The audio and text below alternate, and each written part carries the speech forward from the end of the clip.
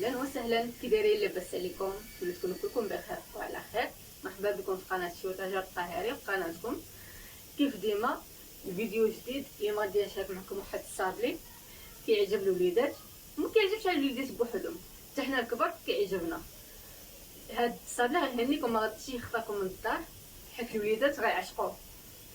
نخليكم مع المقادير والطريقه التحضير.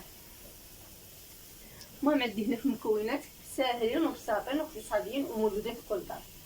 حاجتي جوج بيضات، عندي ربعه ديال الزبده مارغرين اولا حيوانيه، عندي كاس ونص ديال السكر سنيده، كاس ديال الزيت، عندي الطحين حسب الخليط، عندي الراس ديال معلقه صغيره ديال بيكون باودر اولا خميره، عندي جوج ساشي ديال الفاني.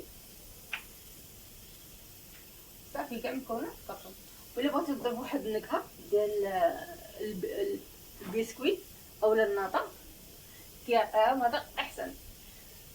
على بركه الله غنطيحوا جوج بيضات،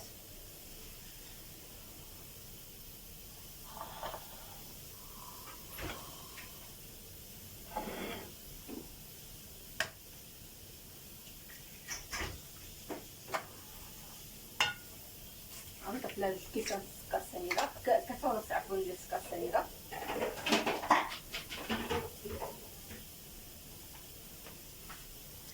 استسمح كيف ما شفتوني بغيت نخدم الزبده مع السكر، خدمت البيض مع السكر، ولكن ماشي مشكل، حيدت البيض وغادي نضيف ربع ديال الزبده ونخلطها مزيان مع السكر. الا بغيتو ديروا حتى زبده حيوانيه ديروها ماشي مشكل، غير هي ما غاديش ديروا كاس كامل ديال الزيت، غديروا نص كاس ديال الزيت. كما قلت لكم نخدم الزبده والسكر مزيان.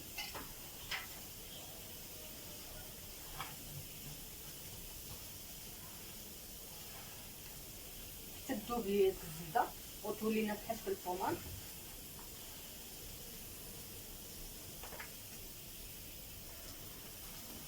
المهم كيف ما قلت لكم انا خلطت الزبده والسكر سنيده مع الزربه. نسيت صبغت البيض والسنيده حيت مع موافقه كندير كيكات، حيت ما كتعرفوا كيف كيتسبق البيض مع السنيده، وهي الصافي كيتسبق السكر مع الزبده.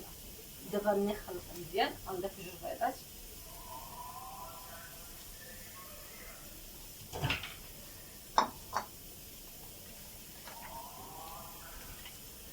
نخلط مزيان.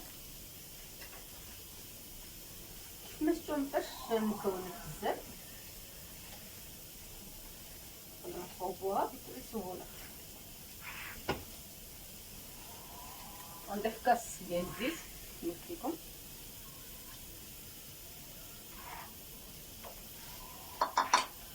سكر فانيلا،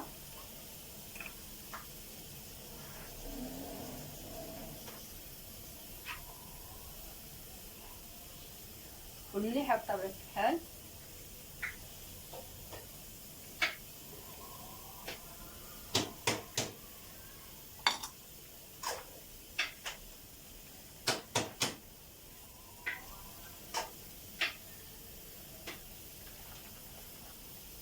هاد الخليط غنقسموه على جوج،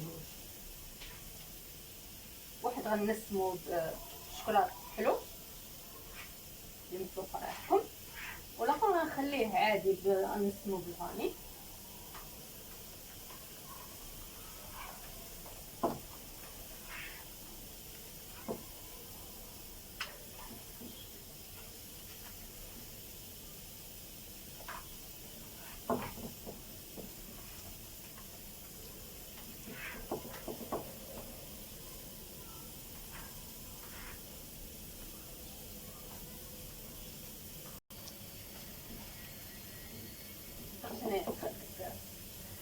الملحه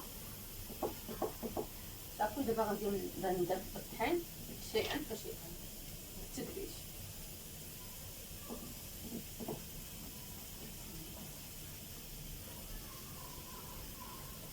المهم بحال انا عيني ميزاني.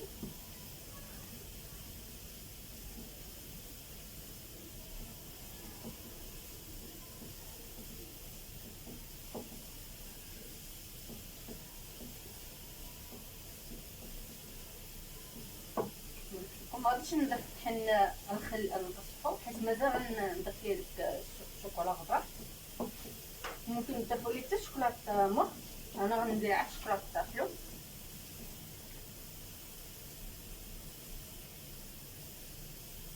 نتابع لحد شحال تيكون مغربل. غنضيف ديك مقاطع الخماره راه معلقه.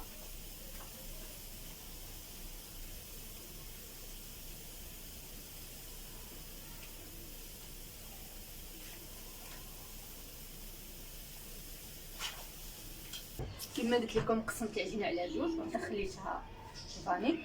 دابا غادي ندير فيها شوكولا غبره الحلوه اولا لكم الاختيار، ممكن ديروها مره شوكولا نوار بودر كاكاو. نخلط هادشي مزيان الشوكولا.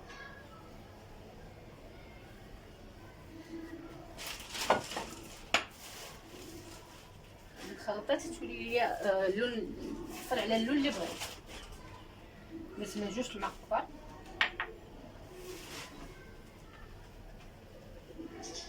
ممكن تزيدو. دابا غنطلقوا العجينه ما بين جوج بلاستيكات وغادي نورقوه باش نشكلوه.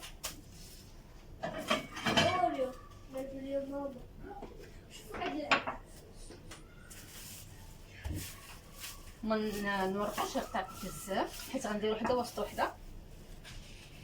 دابا ملاصقه مع هكا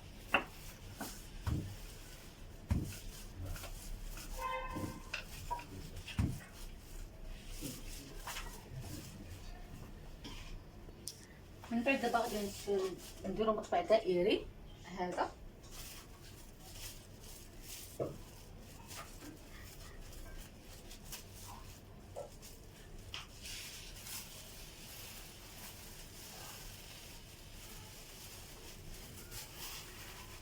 نديرو نقطعو بقطعه دائريه.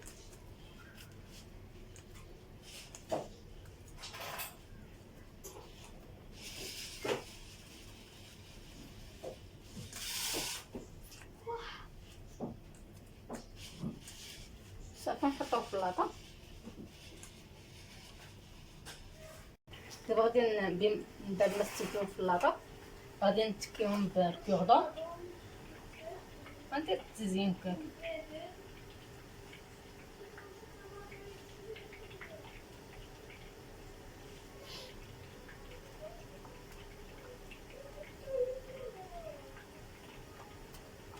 غادي يكون كامل هكا عشوائيا وصافي.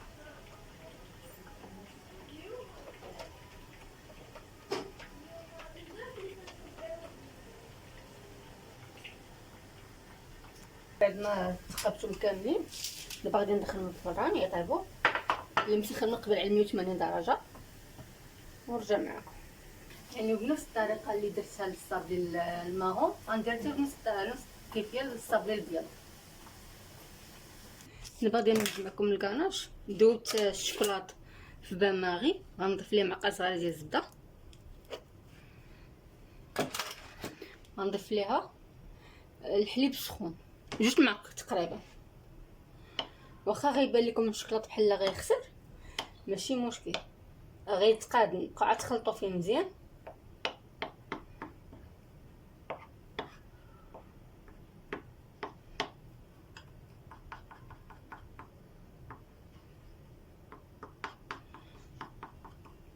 غنضيفوا ليه جوج معالق كبار ديال الحليب سخون فايض.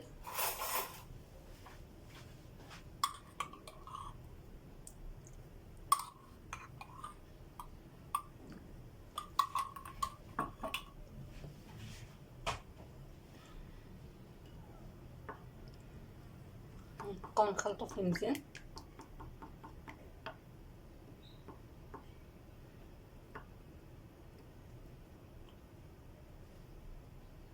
ها هو من بعد ما خلطو مزيان شوف كيف كيولي هكا بحال شكل الكاناش.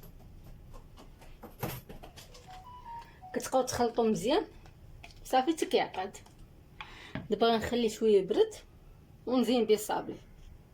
من بعد ما برد الشوكولاط دابا غادي نجيب معلقه صغيره، غادي نبدا ندير فيها فوق من الصابون، نضاعف من الصابون. ما توضعوش الشوكولاط وهو سخون حيت غيذوب لكم مع الصابلي.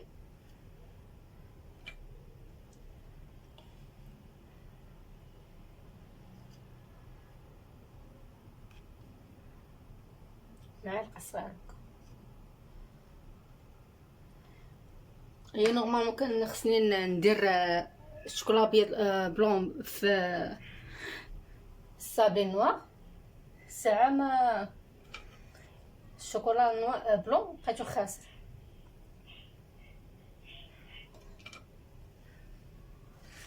نبدا نوضع وحده فوق وحده.